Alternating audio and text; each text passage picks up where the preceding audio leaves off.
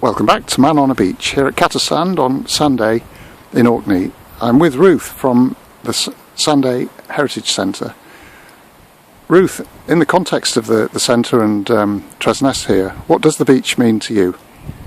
Well, the beach in general is just like part of home, really. The beach is what you see when you drive to work, when you look out of your kitchen window, and it's just part of the island. And I think this beach in particular kind of typifies Sanday, the white sands, and the name Sanday comes from the Norse Sandøy. I maybe didn't pronounce that properly, which means sand island. And Catasand here would have been probably one of the first beaches I would have visited when I first came to Orkney in the early 80s. This site here was just discovered a few years ago.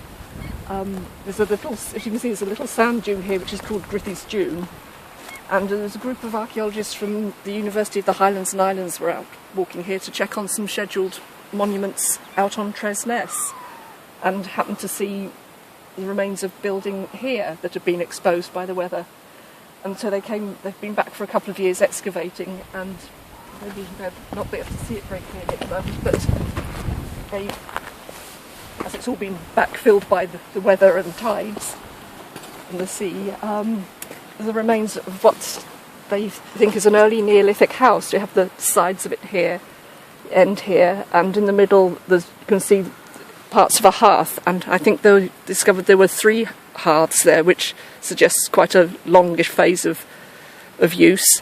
And the shapes of the walls, they were nipped in at the side and out again, which suggested early Neolithic, contemporary with the Nap of Howrah on Papa Westray.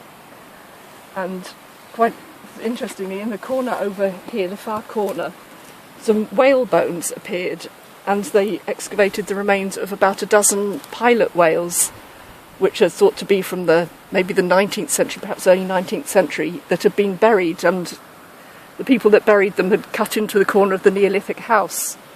Presumably they buried them because of the smell that had been associated with them. There's been historic records of schools of whales being driven into the beach here, actually on this particular beach, and used for the blubber. And so whether this is actually a result of one of those whale hunting trips, because they used to go out in boats and frighten them in, so whether these whales were actually the result of one of those occasions or whether it was a natural stranding, nobody's quite sure. But there were apparently no butchery marks on the whales themselves, which suggests no meat was taken off them, although the heads were missing, and I suspect it might remain a mystery. Though it's hard to imagine that if it had been as a result of hunting, that there would be no marks on the skeleton.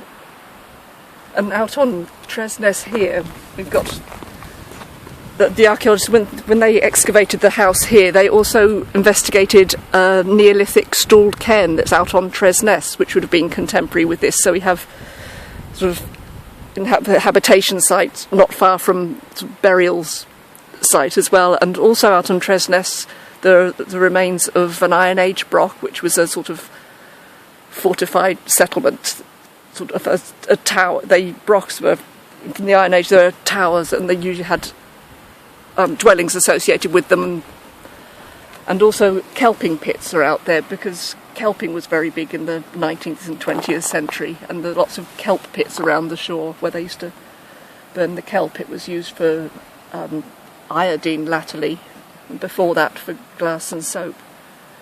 And there's a farm out on Tresness there, an old building with all the old agricultural buildings out there still, which is in the process of being done up here. And the dunes here are sort of constantly shifting. They're a popular place for youngsters to come out and do school projects on dune systems. And I remember an old lady who used to live out in a house at Tresness here, and she remembers the postman being able to come along the top of the dunes in the gig, and I don't think that would be doable now. So I think I've run out of steam now. Well, thank you very much.